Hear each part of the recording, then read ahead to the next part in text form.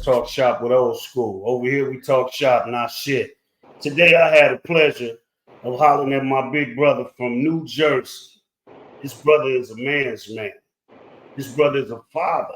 He's an inspiration. He's an entrepreneur. He's also an author of 3 books.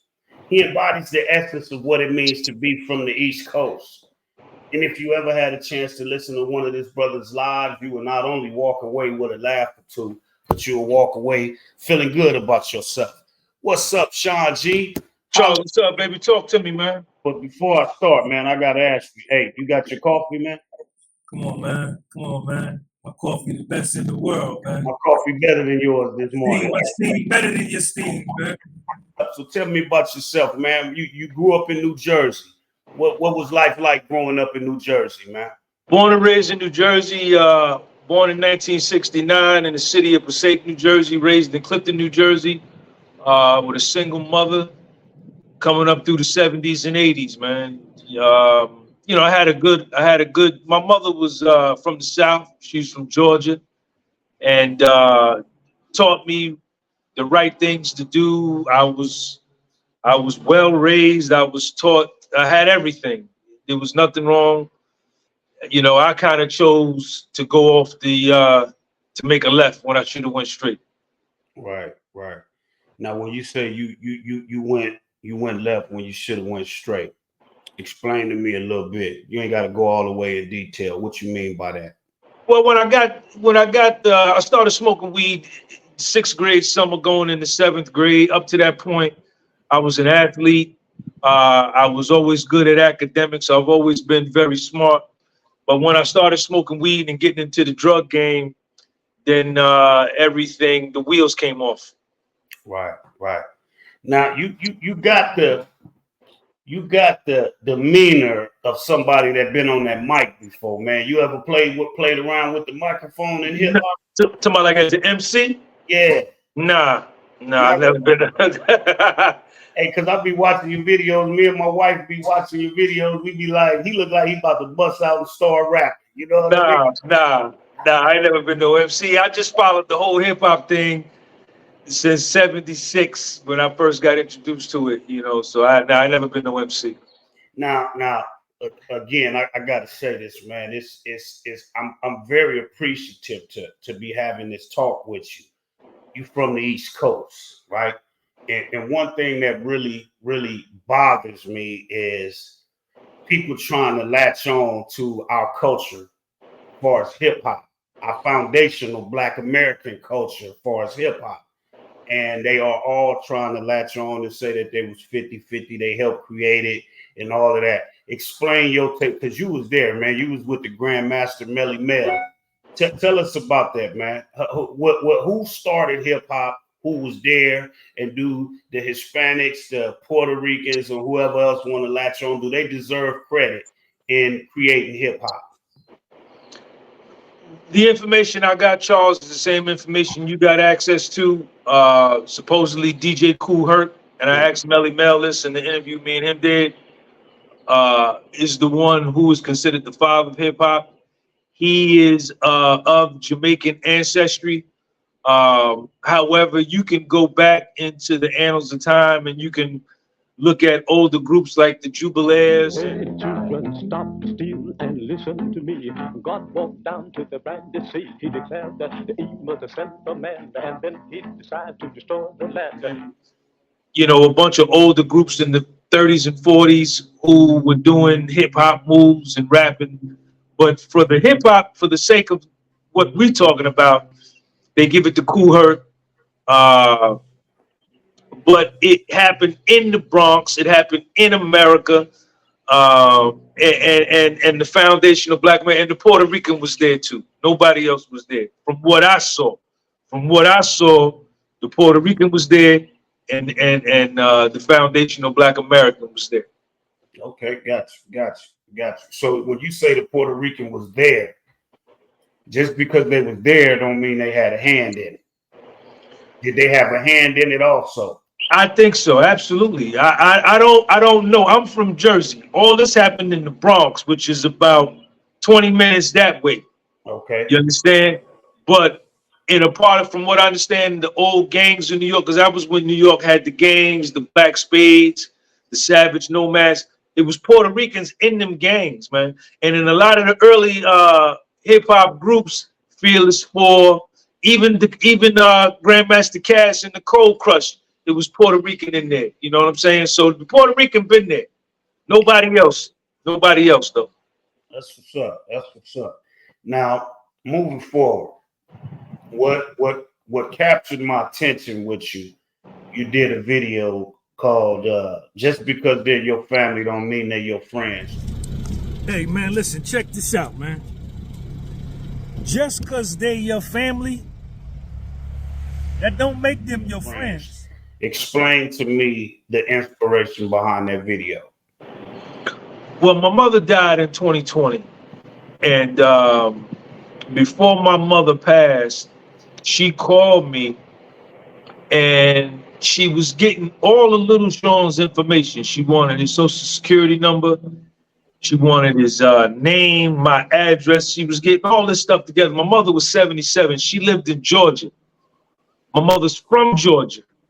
She migrated to Jersey in the 60s. I'm born and raised in Jersey, but I might as well have been raised in Georgia because all of those Southern customs and traditions and all that, she brought it right here with her.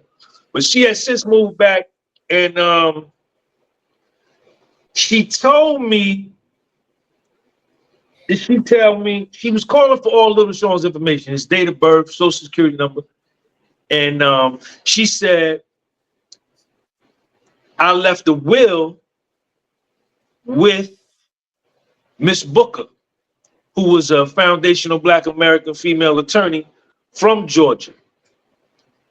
And so I was like, all right. And see, my mom was real close to the vest. She didn't really discuss her personal business, you know. So when she told me this, you know, it let me know that she kind of like saw her death coming, right? And she wanted to. So I was like, wow, right? So she passed. My mother passed. And your mom too, man. huh?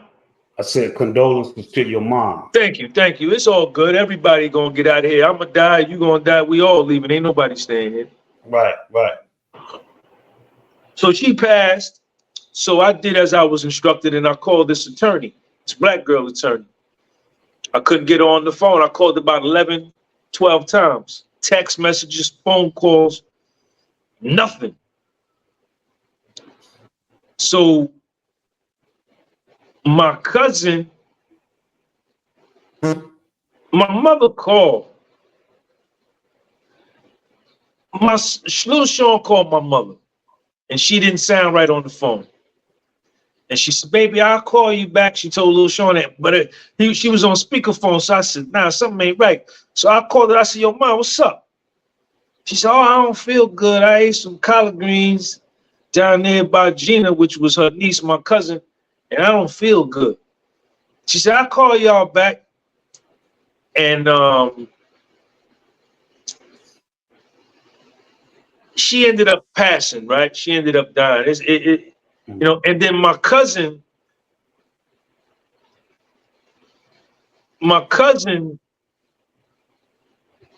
I don't know how she put herself in charge, but she in Georgia, I'm in Jersey. So they called me and they tell me they took my mother to the hospital, right? So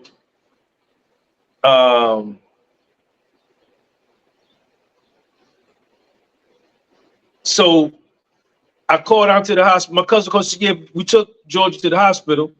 She got her phone. So I called my mother while she's in the hospital. She picked up the phone. Hey, how you doing? She sounded good. Right? And then she says, the doctor finna come in here. I'll call you right back. So I'm like, bet, all right, mom's are straight. About 2 hours later, my cousin called me and said my mother died, right? So I said, look, don't do nothing till I get there, I'm on my way. Don't do nothing. Man, about 5-6 hours go by, I call. They done signed my mother out the hospital, and my family owns a funeral home in Georgia, right? They got my mother out the hospital, took her to the funeral home, and they starting to do the autopsy and all that. So I'm like, yo, like, why would you, you know, go against what I'm saying when you know I'm my mother's favorite, right? You everybody know this, and you know who I am. You know my story. Why would you do this? So I jump in the car. Me and Lil Shumpert jump in the car. We drive to Georgia. All my mother's nieces then went in her house, took all her Michael Kors bags. She had a $10,000 diamond bracelet, Pandora bracelets, all her Louis Vuitton bags. My other cousin took the titles and the keys to her Honda, her Mercedes. And I call down there, and my cousin gonna tell me, like, Georgia wanted me to do all this. This is what they telling me, right? So I said, yo, wait till I get down there. So we get down there. Now I got 2 other brothers, right? Half brothers. Different fathers. And my mother, when she had them young, she left them down south to be raised with my grandmother. But she had me up here in New Jersey, and she kept me. So it was always, we never really got, it was always some jealousy with them and me, and they had some static with my mother, which I could dig. I would have been pissed off too. If my mother left me, abandoned me, I would have been mad. But she didn't do me like that. Right. So you're not finna talk to me about my mother to my face, and she didn't do me like that. I had a new big wheel every Christmas, new bike. I had, took me to my first football game. So them niggas is down there, right? So I get down there, and motherfuckers is trying to relegate me to like a spectator. And I'm like, nah, I'm like, yo, no. I got all my mother's keys, I got everything, right? But by this time they had went in the crib and took everything. So now I'm like, I got to get in touch with this lawyer. This lawyer ain't calling me. I go to the lawyer office. I go to the city hall. She ain't at the office. I go to the city hall. Look in the phone book for her address. Straight to her house. Knocking on the door. No answer. Calling her, texting her. No answer. I get to my mother's funeral late. Looking for this lawyer with the will that my mother told me she left a will for little Sean. The will, it was probably about $400,000 because my mother had her house and 2-3 other rental properties, and everything was to go to him. Now, so while I'm there, my 2 brothers come up to me on the sneak tip, right? Trying to appeal to my grief and their grief. And they really trying to find out if I got a copy of the will. Right. But I don't. Because my mother is entrusting this attorney to do what she paid her to do. Right.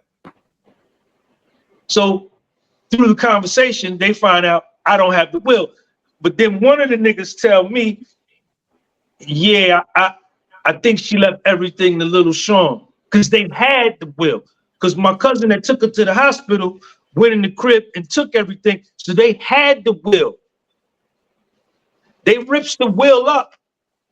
They ripped the will up, and instead of everything going to little Sean, I got to split it with these 2, 33% apiece.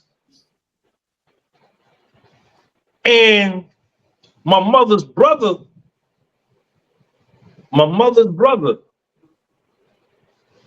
was her insurance agent, and she had wrote all her insurance policies through him, and she had made Little Sean the beneficiary. All of that was changed to my cousin that took her to the hospital, and they took out 8 death certificates on my mother.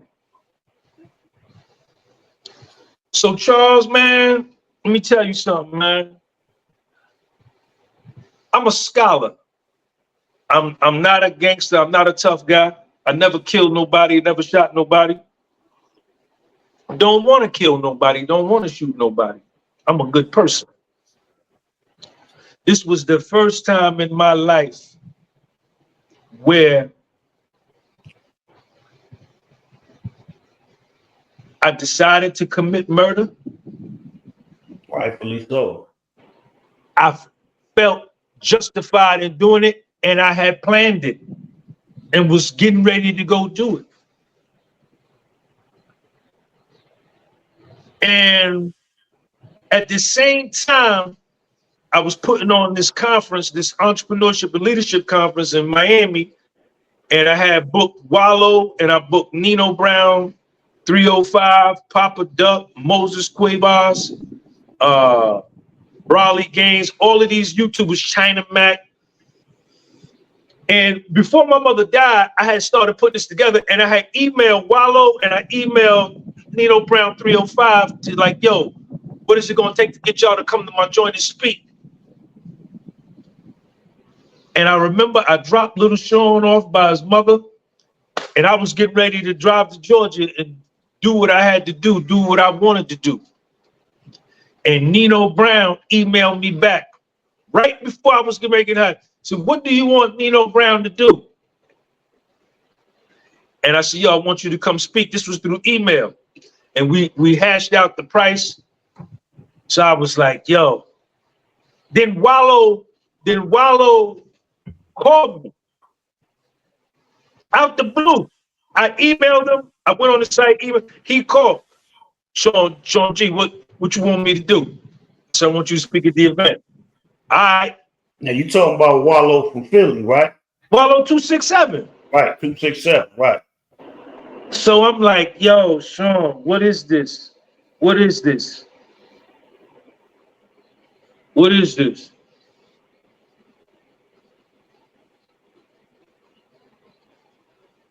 So I don't drive to Georgia, and I began to work on this event. And my mother didn't even leave me nothing in the will. She didn't leave them 2 niggas nothing. She didn't leave me nothing. Everything was going to Little Sean. And I was her favorite, but when Little Sean came along, he knocked me out the box. He became her favorite. Right. And all I could hear her saying, Charles, was, take care of that boy, baby. Take it. Because she was crazy about him. And I went ahead and did the conference, man, and I didn't kill nobody, but I wanted to. And that's when, you know what I'm saying? You know, it just, so like family will do shit to you. They think you won't bust their head to the white meat because you family. But, you know, you gotta, don't let that, oh, this is my cousin, this is my uncle, let me let them slide. No, don't let nobody slide. Right. You keep your respect standards high. And see, your mother only dies once. If I knew what I knew now, I'd say, yo, Ma, send me a copy of the will. So I got a copy.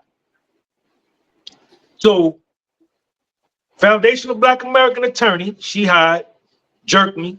Then my brother started fucking the attorney. My brother, after all this going on, one of the brothers starts fucking with the attorney.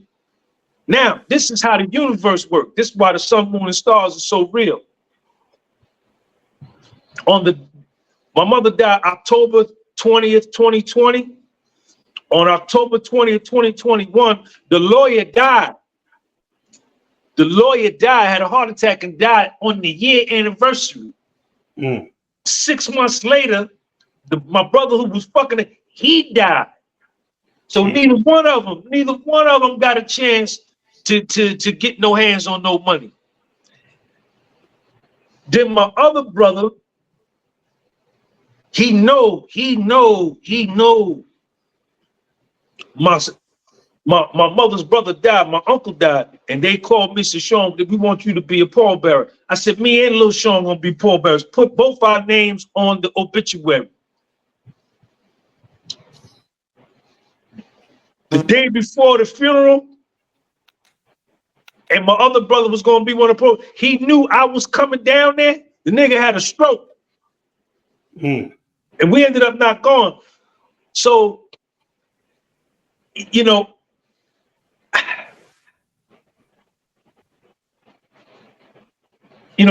sometimes I think that we take a passive approach and say, oh, especially in my family, the foundation, oh, let the Lord handle it. To give it to Jesus, all that. Yeah. See, sometimes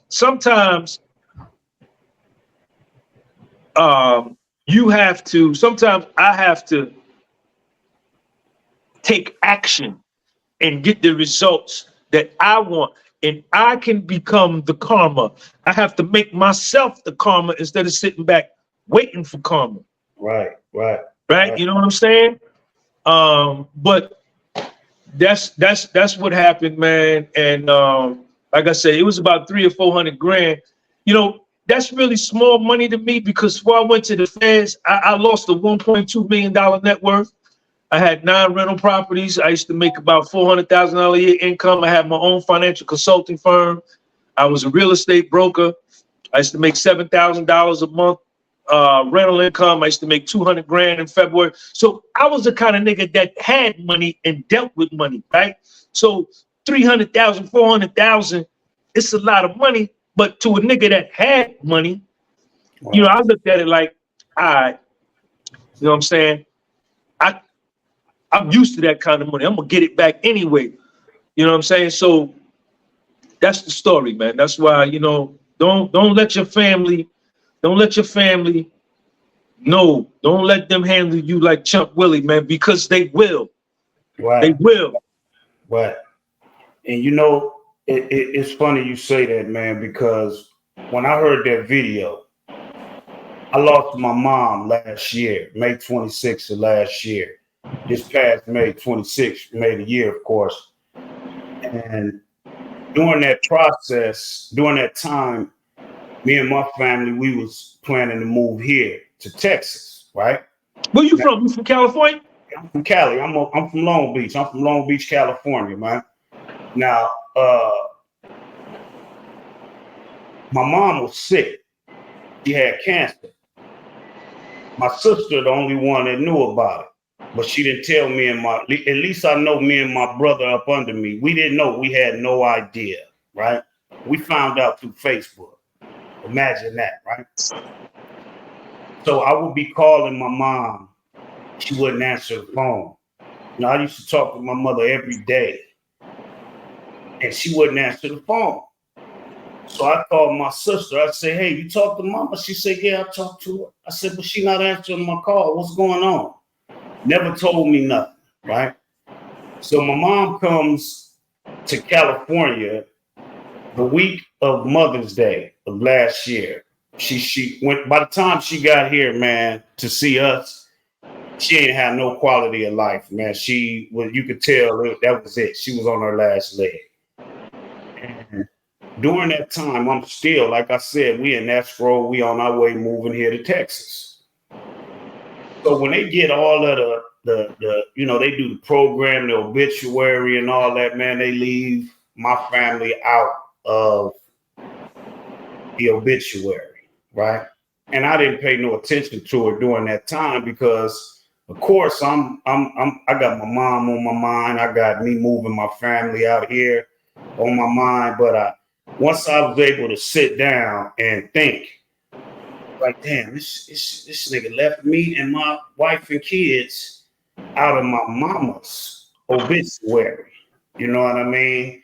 And I said, you know what? That's, you know, a lot of things, man, you can forgive, but some shit, man, you just can't forgive. And Nah, ain't no forgiving. I hold grudges. I hold grudges. yeah, I hold grudges and I seek revenge. That's yeah, how I get down. yeah. You know, and I ain't spoke to him since, man. I ain't spoke to him Me since. neither. You know what I mean? And I'm cool with that, because my thing is this, man. In the black community, before they tell your ass I apologize, they avoid you. But it's certain things that apologies just ain't gonna fix. You know what I mean? It ain't gonna fix that. You took my kids out of my mom's life. You know what I mean? You just wrote them out of that, right? Something that we can't redo. Can't redo that. You can't redo that. Something that we can't redo. Yeah. And in my mind, I was thinking, because that shit fucked me up. It fucked me up. I'm like, wait a minute, man, that's some shit I would never do that. I would never, because for one, I know what that would do. I know what I'm psychologically saying to you if I do some shit like that, right? And that's the same way I took it. So I was like, man, it's no way I can talk to this dude. Because see, once you do that to the home team, my kids can see this now. My kids can look into that and see everybody else that was put into there, but they left out, right? So I said, oh no, I can't fix it. That can't be fixed. No. And I ain't talked to them niggas, man, and I ain't gonna talk to them. You understand? You know what I'm saying? But you want to know something, Charles, man? I had put this whole story up on my other page. This is my second YouTube channel, the podcast with soul, but I had another one. I peeped it, man. I told you, I follow you, man. Me and my wife, we get up every morning. You the first thing to come on, man. I'm telling you, straight up. I ain't gonna even fib with you, man. We rock it. I tell you, we be laughing, and like I said, everything I said in that intro, homie, I meant that. But check this out, Charles. I had so many people reach out to me from different ethnicities, different religions, different cultures, different colors. Say, Sean, man, the same thing happened to me. Mm-hmm. But see, Charles, a lot of people afraid to express it because of the shame that they and they walk around, their self-esteem be fucked up. And you know what I'm saying? My only revenge, because I wanted physical altercation, but my only revenge was all I could do was just expose these niggas on my platform with over 100,000 and expose them in that little country ass town where they from, and just show people that these are some trash can people, man. Yeah. You know what, man? I felt that too. I felt shameful. I felt embarrassed, you know, but I had to come to grips. I said, shit, that ain't my doing. That's they doing. That's him. You know what I mean? Because when people look at that, that ain't a reflection of me. That's a reflection of you. You see what I'm saying? So once I came to grips with that, because I'm telling you, man, I'm like, dude, this, when your family do some shit like this, man, that's like, you know, and like you said, man, I hold my family at a higher standard than I hold a nigga on the street. But once you do some nigga on the street type shit, you get reduced to the nigga. Because I'm never gonna do you like that. I'm never gonna. What you did to me, man, I would never ever do. You know what I'm saying? Go ahead, finish. No, it was incredible, man. It took me. I tell you, man, for like 2 or 3 months, man, I lost sleep. I was so conflicted as to what to do, and I had to call my man. You know what I'm saying? And my man, I did time with in the joint, and I was talking to him. He said, Sean, he said, man, it ain't like they ran up on you and in your face took it off your person and just gorillaed you. They did it on the sneak tip. Look at so they don't get no points for that. So ain't no need for you to feel less than.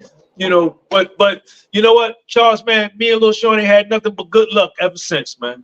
Right. You know what I'm saying? And You know, that little money, man. I know ain't none of them had no good luck. Cause they know I'm still alive. They know me and Lil Sean still alive. So they don't know they got to live under that the rest of their life. Right. And you know, I peeped it, man, because it was, you know, when they say hindsight is 20/20, man, they ain't never been more true. But I looked at how my whole we was just left out of shit, right? We was left out of shit. Like my sister and all of the girls, you know, they all had the same dress as my mom in the casket. But my wife and my daughters, they left out. I got 2 sons and 2 daughters. So at the time, I'm a truck driver. I'm on the road. I was out of town. You know what I mean? So I had to continue working. You know what I mean? I'm the sole breadwinner in my crib. You know what I mean? My wife, she don't work, right? So during this time, I had to keep the ball rolling. So I'm counting on them to keep us in the loop, but they didn't do that. They went and did their shopping and all that. You know, everybody had the same thing. You know what I mean? Except for me and mine. We don't even look like we a part of it. We got the same colors, but they went to the same spot and did their thing. So I said, you know what? It's all good. That's why we getting up out this motherfucker. You know what I mean? Because I was always the one that looked at it like, well, you know what? They're my siblings. That's my brother. That's my sister. That's my pops. You know what I mean? Now I'm like, man, fuck that. I thought that before I watched your video. And when I saw your video, it solidified it, man. It solidified, because I was thinking like, damn, am I wrong for thinking like this? Because I don't care to talk to them. Hell no. You know what I mean? But after listening to your video, we shared the exact same sentiment. I showed it to my wife, and my wife was like, that's the same thing you said. Because prior to me looking at your video, I'm telling my wife, I'm like, you know, these motherfuckers wasn't on no drugs when they did what they did. They was of sound mind. They knew exactly what they was doing. They knew exactly what they was doing. So if you do that to me and you don't give a shit, I don't give a shit no more. My shit. Hey man, let me tell you something. I learned something. Just like you said. You said if it don't hurt, you ain't learned nothing from it. That's right. What I learned from that, what they taught me was the family that you create is more important than the one that you come from. And that's all I focus on is the family I create. Listen, these people, Charles, that we related to, this is luck of the draw. Right. You know, it's not like at a draft, you get the draft. I'm gonna draft you as my cousin. I'm gonna draft you. You stuck with these people. You born, you my cousin. You can't choose them. Yeah. Right. But to anybody out there, man, you know, if my suggestion and what I'm gonna do, I'm not leaving no will to Little Sean. You know, hopefully I don't think I will, because I'm a good nigga. Die some kind of sudden death. What I got to give him, what I want him to have, I'm gonna put it in his hand while I'm alive and he alive. Say, here, nigga, this is yours. Right. You understand? Because what was so profound, Charles, when all this went down, is I'm watching my mother in the casket, and everybody knowing that if she was able to speak, the first thing she would be like is like, y'all know I didn't want it to go like this. Yeah. Y'all know what y'all doing. This ain't what but when a person is dead, they dead. They did. And they can't say nothing. Yeah. And everybody could know what their intentions and what their desires was, but they don't gotta follow them, man. They ain't gotta follow. That's right. You know what I mean?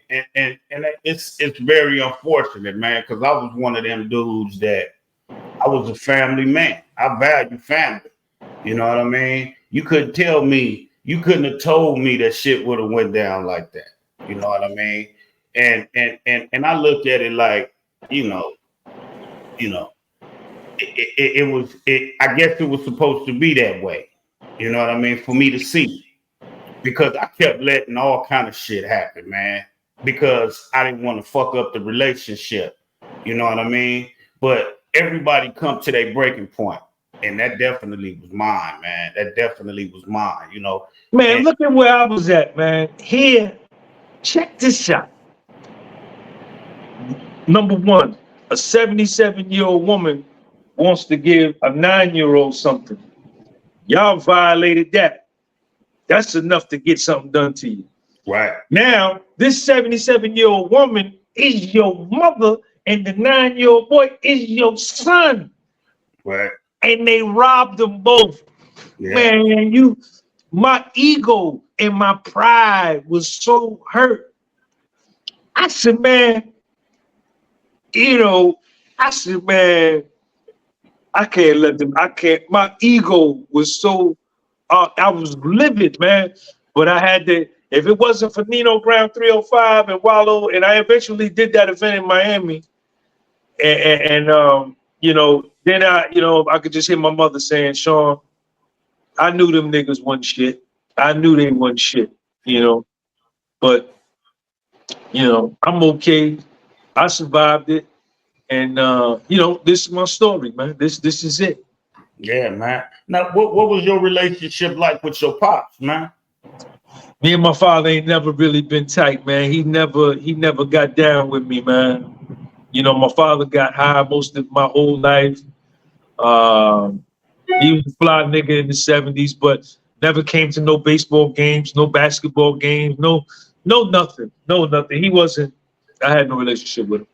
Yeah. I mean, my pops, man, he was in the household. That's it. He was in the household. But same thing that you said, I grew up in the house with my pops, but I wasn't raised, man. I just grew up, if that makes sense. You know what I mean? I was brought up in these streets.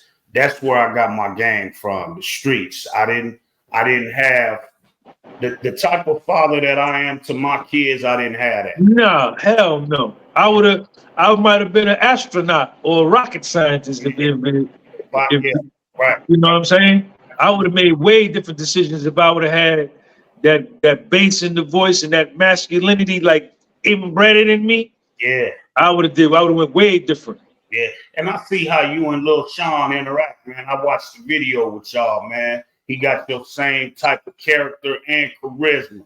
You could tell that. Thank you, man. You could tell that you're an impact on his life. You know what I mean? And that's beautiful, man. Because we don't see that. Like I did an interview with my brother Cam Muhammad, man. He was I saw it. Yeah, he a hip hop West Coast rapper. You know what I mean? He was a menace to society. Yeah. Well, was that him that got killed in the car? Was that Cam? I don't know. No, that wasn't Cam. Cam might have had a song on the soundtrack or something like that. Track of Boys in the Hood every single week. There you go. You know what I mean? But he said the same thing. You know what I mean? And my reply to him was, man, I don't know nobody that had good relationships with their father. You know what I mean? That shit was the Huxtables. That was on TV. You know, right? And for real, man. And it's not like I didn't want that. I used to want that. You know what I mean? I believe every son wants that or wanted that at some point in time. But I just realized, I said, you know what? In order for me to be a good dad, I'm going to just be the dad that I wanted. You know what I mean? I'm going to become the dad I wanted. And when I was contemplating doing all of this stuff, I said, Sean, who's going to raise Lil Sean? Because when you run down here to Georgia in this little country ass town, they're gonna, you the Yankee from up north, from New York, coming down causing trouble. They're gonna lock you up, man. Right. Then who gonna raise Lil Sean? Nobody. Yeah. You know what I'm saying? Because me and his moms ain't super fly, but everything is good, man. Everything worked out. Lil Sean is probably he saved my life, man. He saved my life because when I caught my Fed case, he was born. He was born when I caught my Fed case, man, and he just saved me, man. He gave me a reason to live because I was addicted to money. Money was my religion. Money and women, money and pussy was my religion. Right. Clothes, that was my religion. And when he came, I lost all the money. The feds came, and he you know, I needed all that to be removed so I could focus on him, man. Right. You know what I'm saying? Because the money, I'm gonna get that back. I ain't too much worried about that. But that it brought another side out of me, man. And you know, I'm his hero, man. And I'm sure your sons and daughters look at you the same way, man. These kids are fragile, and if you ain't there, they could break down, man. Quick. Yeah. Real talk. And Mhm. now let me ask you this, man. Do you think, because it's a lot of people dealing with situations such as yourself and myself, do you think it's any reconciliation in any of that? What, with Sean's mother? No. With this family shit that we talk. Nah, hell no, man. Fuck them, man. I want to fight. I want to fight because I need you to know that was a horrible decision you made, right? Right. And you know, I don't forgive. I'm a Pisces man, Charles. I'm a sensitive man. Right. You know, I got to be careful how you say things to me, how you talk, because you know what I'm saying? Right. So for you to do that to my mother and my son, man, never that, man. Never that. Yeah. Never that. And you better stay in Georgia. You can't. I can't see you in Manhattan. I can't see you in North Jersey nowhere. I can't see you nowhere in the New York City metropolitan area. Right. Because now you in my home. You know what I'm saying? Right. No, ain't no reconciliation. And I'm not. And anybody you want to go in the comment section, I don't believe in forgiveness for egregious transgressions against me. You know what I'm saying? Because I would never have done that to somebody, man. Right. Absolutely. You know, and I'm cool. I'm cool with where I stand. Yeah. You gotta be with that too, man. You gotta be. And I feel the same way. I posted a comment that you said. You said, I ain't with the forgive and forget. I'm with the hold the grudge and remember. And you know, a lot of people dealt with that. A lot of people was like, yeah, I agree. I'm the same way. You know what I mean? And then of course I get a comment, you know, that's, you know, whatever. It's always gonna be somebody that's gonna, you know, be with bullshit. But you know, that's just the way I feel, man. Yeah, don't hit me with the Christianity and this and that. Yeah. And you didn't go through it. I went through it. I was there for the whole movie. Yeah. I didn't go get no popcorn. There was no commercial break. I didn't get up it was no cut. Let's do it again. I was there for the whole movie. Yeah. And it didn't feel good. So no. Yeah. You can't nobody tell you how to deal with your situation. Just like can't nobody tell you how to grieve, how to mourn. You know what I mean? Can't nobody. I could mourn. I couldn't grieve. Charles, I cried for my mother, man. It might have been 9 months after the fact, man, because of what happened. I was so livid and so angry. I didn't even get a chance to grieve my mother's death. Yeah. I didn't even get a chance. Man, I call my wife in here right now and she'll say the same thing because I shedded minimal tears, but I still haven't mourned the way I think I should have. You know what I mean? I just haven't. I still haven't. You know, just thinking about it, but it puts me in this shell with just me and my wife and kids. That's it. That's all that matters. And that's a great shell. And that's a great shell to be in. Yeah. You know, that's a great shell to be in. You know what I'm saying? I think that us as foundational Black Americans, we've been indoctrinated.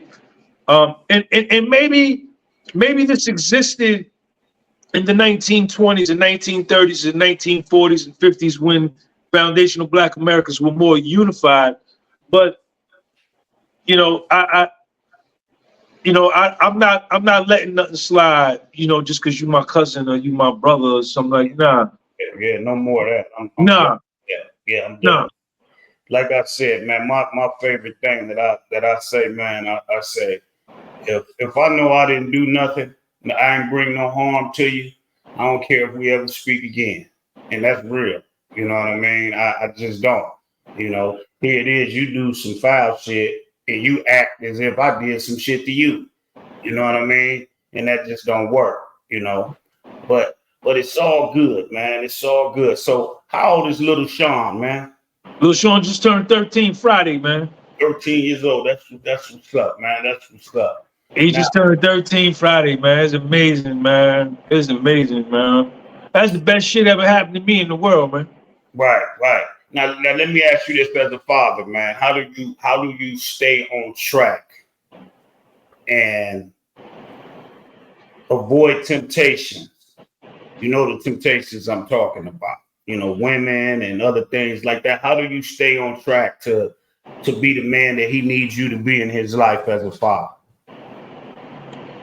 Charles, man, when I went to the joint,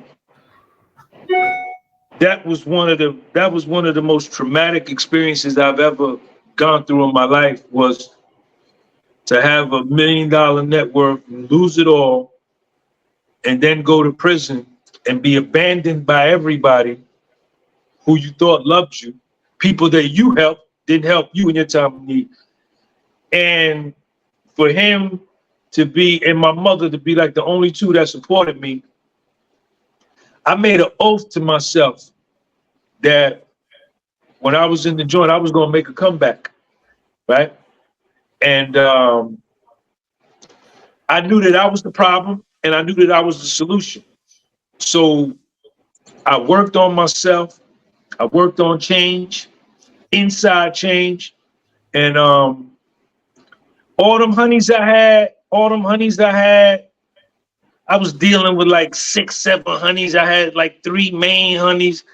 None of them motherfuckers wrote, sent nothing. And you know, dealing with a lot of honeys for me, it's a distraction, man. And I'm 55. I'm not 25. I'm 55. So I'm in the 3rd quarter. I'm in the 4th quarter. You understand? So I got to hit all my free throws. I got to make sure I get all the layups. I can't foul. You know what I'm saying? And I just ain't with, you know what I'm saying, having a whole bunch of honeys no more, man. And all of the weaknesses that I saw, all of the weaknesses that I possessed, Charles, from 1st grade through high school, I look at Sean and I say, oh shit, he got the same thing. Cause I be looking at me and I say, nope, we finna spiritually remove this cancer, because I know where it's gonna lead. And I speak life into him, man. And the fact that he's with me speaks life into him. And my life is over, man. You know what I'm saying? I'm good. I'm good, man. I'm gonna get my money back and I'm gonna travel. I'm gonna move all over the world. But it's about this guy right here, man. It's about this guy right here, period. So now you mentioned you had those businesses, right? Now, when you got into the trouble that you got into that sent you to the feds, did that somehow prevent you from being able to get back into those businesses again in the future? Yeah, because I pled guilty to a fraud charge, aiding and abetting in the preparation of fraudulent tax returns. I went to the feds on a white collar beef. So I couldn't get a real estate broker's license. I couldn't get back into the tax business, which was fine. I was so burnt out. I was so burnt out by my life. I had all this money. I was making all this money, but I was just burnt out with this life. So if I was able to get back into it, Charles, I don't know if I would have, because I didn't, too many people was in my life. You know what I'm saying? Sean's mother was my secretary. You know what I'm saying? I was fucking my secretary. I got her pregnant. She was friends with my girl, my main girl. They were friends. He used to do her hair. I'm fucking all my clients. I was out of my mind, man. I was out of my mind, man. And everybody had my cell phone. They had my office phone. People would call. So when I went to the joint, really, I got rescued, man. Really, I got rescued because I would be, you know, it got to be so overwhelming. I would be in the office seeing my clients and my heart would be beating, man. I would have 30 appointments, 20 walk-ins, 200 phone calls, 40 faxes, 60 emails. I don't know how I survived it, man. Right. And my health was bad. Right. So I didn't want to get back into none of that. Right. Got you. Now, I ain't gonna hold you too much longer, Let's man. rap, man. Let's rap. While we on here, let's go. Okay, that's what's up. Now, these books that you got, you wrote 3 books, right? Tell me about these books, man. What's the titles of them? Astigmatism in My Soul. They on my website, The Podcast with Soul, at Big Cartel, thepodcastwithsoul.bigcartel.com. When I got out of prison, in order to cope mentally with having been a millionaire going into prison and then coming out with $1,400 sleeping in my friend's basement, I used to just write. I used to journal. Mm-hmm. And when I looked up, I had a notebook this fat of journal. I said, I'm finna publish this shit. And I self-published it and I sold it. So it's really my life. It's really my journal. So the 3 volumes is all what it's my journal. That's what's up. Butt naked, raw truth. Now, where can we get those books? You can get those books on my website. www.thepodcastwithsoul.bigcartel.com. I'm gonna send you the link. Charles gonna put that link underneath this video, or I'll put it down in the comment section. Yeah, absolutely. Now, what do you have? What you working on going forward? What you got in the workings going forward? Man, I got these shirts. This is my shirt. I got a line of shirts. You see them shirts on my website too. I got hoodies. I got all that. But I got some great ideas, man. I got a brilliant mind, man. And I'm very creative. And you know what I'm saying? So, I can write a electronic book on how to start a YouTube channel, grow a social media platform. I could sell that. And then I started writing on another book, my 4th book, which was that Fed look principles. Like there's going to be like 12 principles because my thing is I got that Fed look, and it's not the glorification of prison, but it's a mentality to change your life and get you where you want to go. So I'm thinking about, I'm almost done with that, putting that in the ebook. So I got a lot of stuff going on. That's what's up. I stay busy, man. Now you mentioned, man, you thinking about moving out of Jersey, man. Where you thinking about heading to? Probably somewhere south, but eventually I want to either get over to Africa or maybe Asia. I really want to leave the country. Oh, that's what's up, man. That's what's up. Yeah, the United States ain't what it used to be, man. But you said that, but you also said this is the best house on the block. So why would you want to leave the best house on the block? Well, how old are you, Charles? I'm 47. Okay, so then Yeah. 6 years ago, you could live in America and you could have a certain degree of certainty that next year, 2-3 years from now, you could make plans like, right. Next year we do this, 2 years we gonna do this. Right. But can you really do that now in 2024 with the geopolitical situation, the election situation? We don't know from day to day. People, what's gonna happen next? What they going? And these countries, man, these countries in the other parts of the world, the United States only makes up 5% of the population of the world, right? Right. So these other countries that were once third world countries have risen, and they don't want to be second-class citizens no more, man. Yeah. And they're coming for this spot. And when they come, they're not gonna say, you foundational black men, y'all like stand to the side, we're just gonna bomb them. They knocking fire to everybody, man. Right.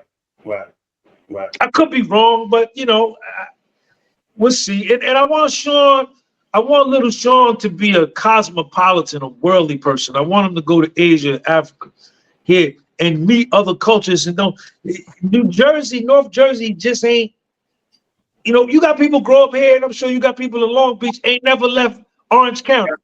Ain't never left. Yeah. Yeah. You know what I'm saying? And the same thing here. You ain't even never been out your zip code, and you're gonna tell me what to do with what? Come on, man, stop. Right. You on point with it, man.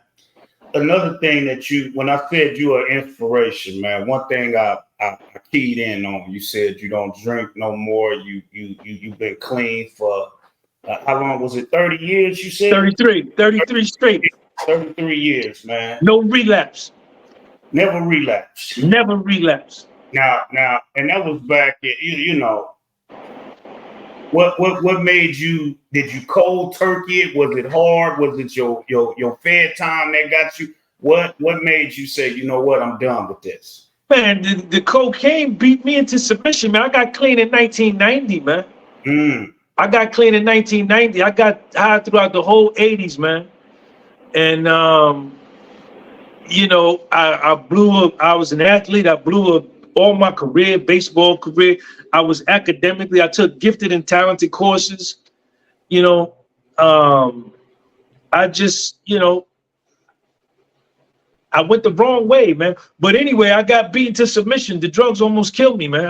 This is when I was running around in Harlem in the 80s. It's different Harlem than Harlem now.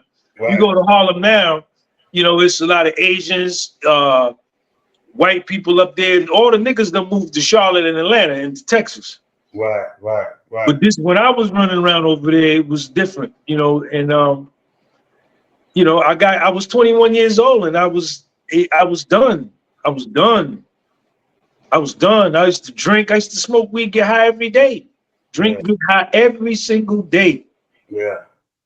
So you was running around in Harlem when Rich Porter and all them was out there, huh? Yeah, all them niggas. I didn't know them. I didn't know nothing about them. But see, it was like 1,900 homicides a year in New York back then. Man. 1,800, 1,900. They was killing cops, killing cab drivers. This was during the crack era. Yeah. Different New York. Yeah. And you know, then you think it's better now, or was it better back then? Well, you know, New York now. You come to New York now. This is like you know, I don't know what you call it. California East, Los Angeles East, or they want to be like niggas from Atlanta. They want to be like niggas from LA. They want to be like niggas from New York. Niggas want to be like everybody but themselves. See, back then when I was coming up, everybody wanted to be like us. Yeah. You understand? Everything was coming up out of here. Yeah. So you know, the more dangerous New York, you know, that was what I come up in. Right. Now, this is what I will say, right?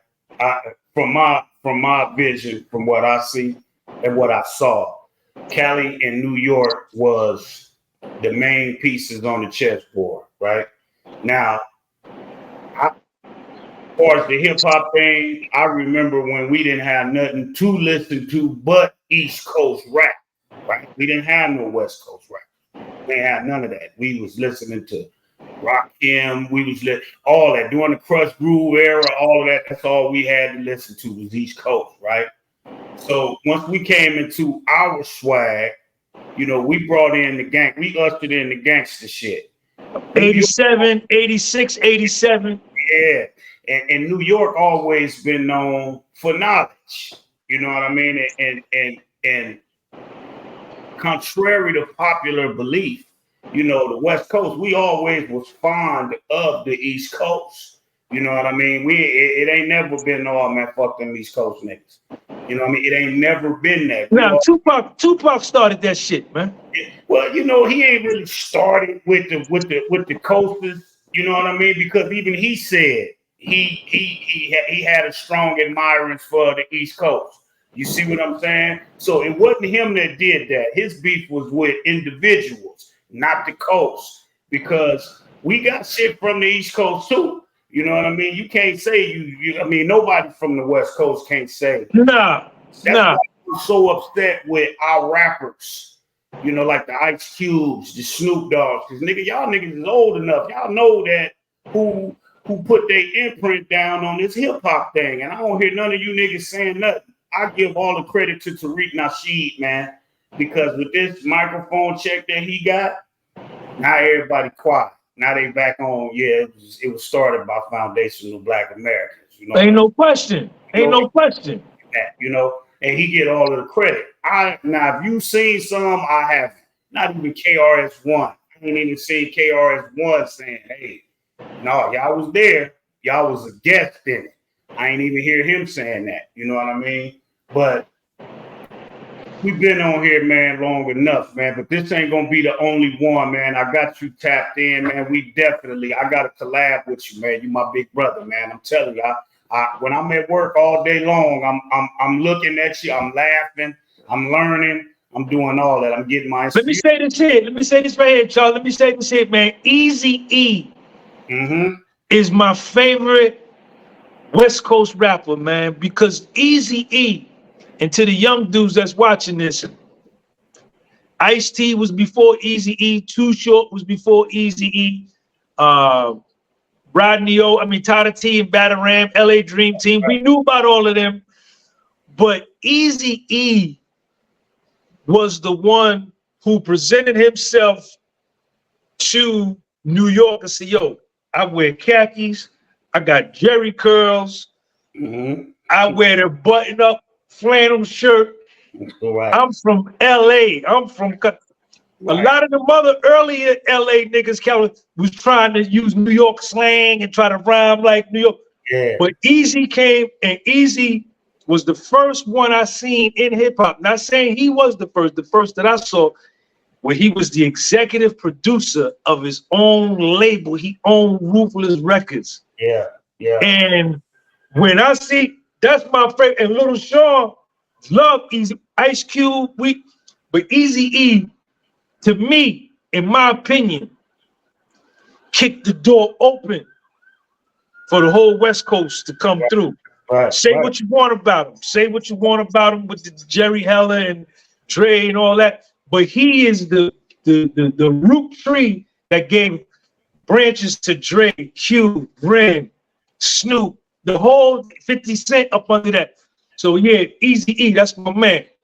That's what's up, man. Who your top five? Your top five, man. Top five MCs? Yeah. Melly Mel, number one.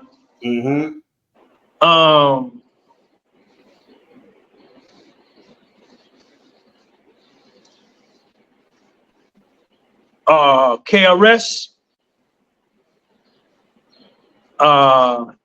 Chuck D. Gotta go with Chuck. Rakim. And another brother from Jersey City, he didn't get a whole lot of popularity. They stole his song. I Got the Power, Chill Rob G. I got the power. Yeah. Chill Rob G, his lyrical expression was on another level, but he never blew up. So I got to put them up there like that. That's what's up. My favorite West Coast, Eazy-E, Ice Cube, Spice One, Ren.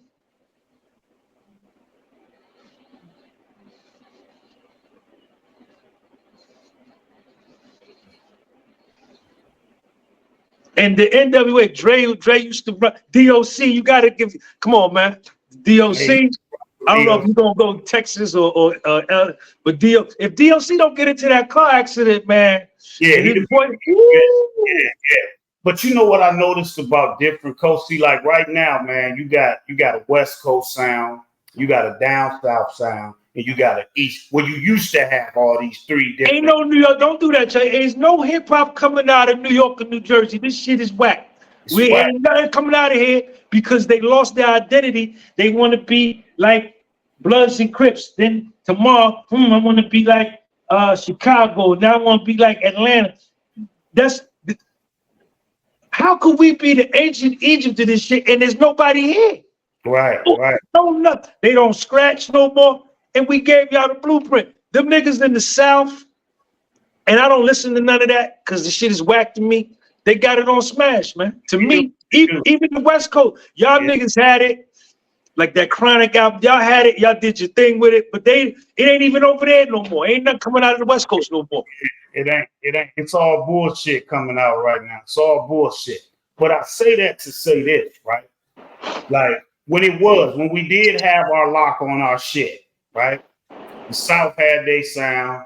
Only the South. Like down here right now, man, that's all I hear. I hate turning the motherfucking radio on out here. Right? Now, because I don't hear no West Coast shit. I don't even hear no East Coast shit. It's all this mumble shit, right? Cool, fine. It is what it is. But a song came on the radio yesterday, and me and my wife was listening to it. You know that song by Tim's. I think it's Tim's.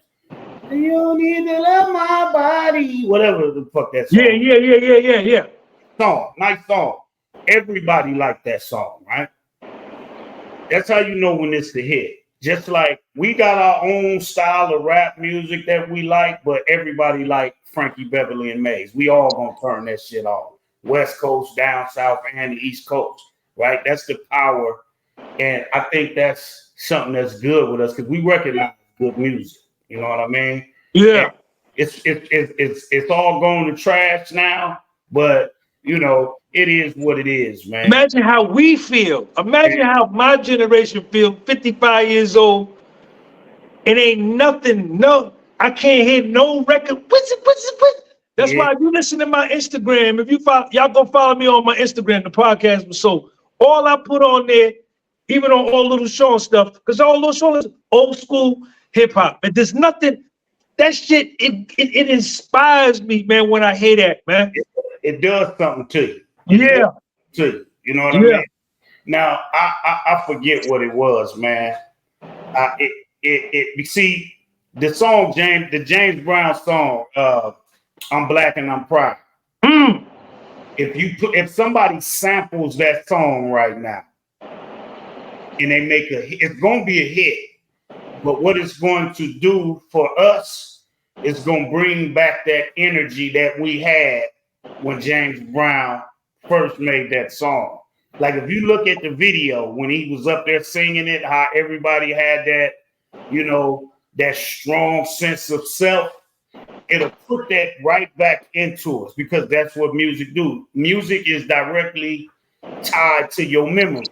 You know what I mean? That's why you can hear a song and it'll take you, you'll remember I don't care if you was in the 7th grade, you'll remember what you was doing. You'll remember the girl you had a crush on during that time. You'll remember everything. You know what I mean? My mom used to listen to this here. She used to be vacuuming the house listening to this, right?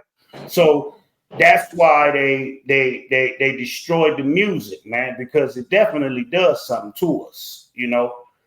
You have to look back.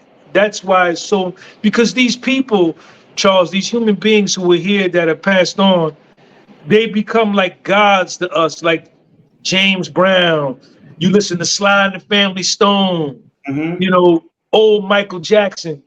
You know, the youth should look at that and say, this is my culture. These the OJs, the Isley brothers. You know, let me incorporate this into what I'm doing. But everybody wanted this. You old head. You old nigga. If it wasn't for us, it wouldn't be none of. And what Foundational Black America has done is they've pawned their soul for money. They've pawned the Black Eyed Peas and the collard greens. You understand, with the smoked neck bone and the cornbread and the black frying pan to drink coffee from Starbucks. That's not our culture. Right. You understand? Right. Everybody on the planet loves and appreciates our culture, and so but us. But us. It's crazy. It's crazy. Yeah, it is. But look here, man. Do me a favor. Show them your books, man. I want them to see your books. You know what I mean? Because we got to do that. We got to get them out there. Hey, man, y'all go on my website, man, and check my books out, man. Written and published by me. This is volume 1. This is volume 2. And I got volume 3. Me and Lil Sean on the back. I wrote these books. I published them myself. I own the rights to them. And go on my website, www.thepodcastwithsoul.bigcartel.com, man. And support independent content creators. Support Charles, man. Subscribe to his channel.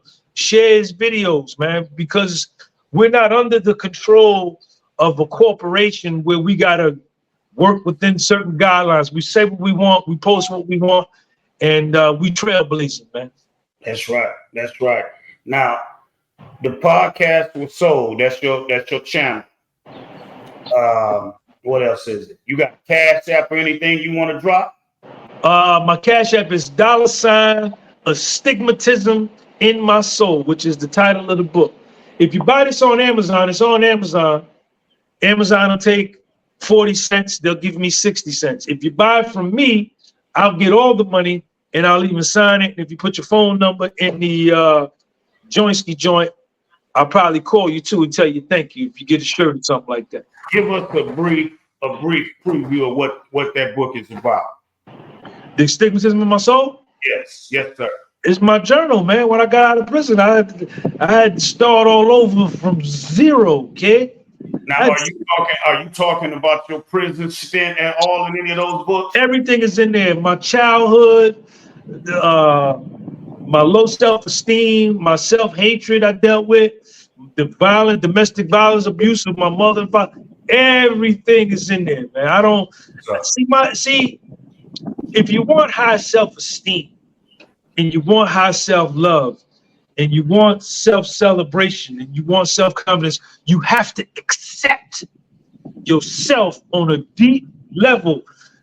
The good, the bad, all the shit you've been running from your whole life, you got to run toward it, because the more you run from it, it's going to chase you. And once you're able to get the balls and are brave enough to run towards your life, then you run to freedom.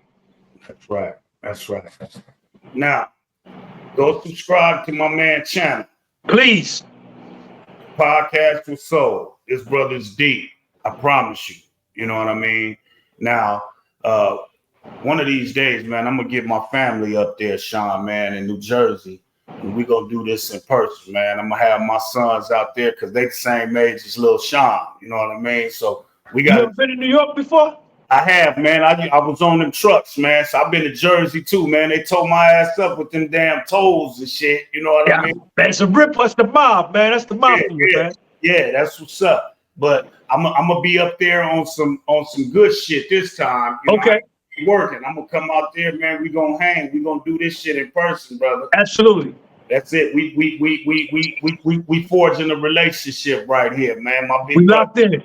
And I appreciate you for coming to bless my platform, man. You enjoy the rest of your day, Big Sean, and we gonna holler, all right, brother? Peace, Charles.